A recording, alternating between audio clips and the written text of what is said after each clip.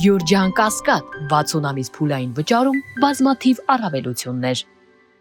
Պարոն Պապիկյան, դուք համաձայն եք, եթե վերջացրեցիք հարցը, դուք համաձայն եք Փաշինյանին հայտարարությանը, որ արդեն խաղաղությունը եւ մեզ ոչ թե մարտունակ բանակ է պետք, այլ պաշտպանունակ։ Հարգելիներս, նախ մարտունակությունն ու պաշտպանունակությունը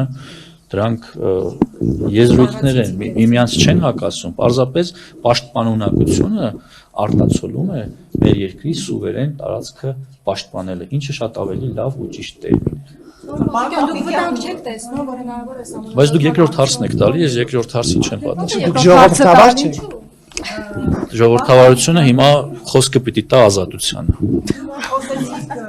Այս սուվերեն տարածքի մասին խոսեցիք, Հայաստանի սուվերեն տարածքը Ադրբեջանի տարածքից ունի զգալի հատված, Ադրբեջանի վերահսկողության տակ է անցել, ամենաշատ ինքնիշխանության պաշտպանությունից խոսող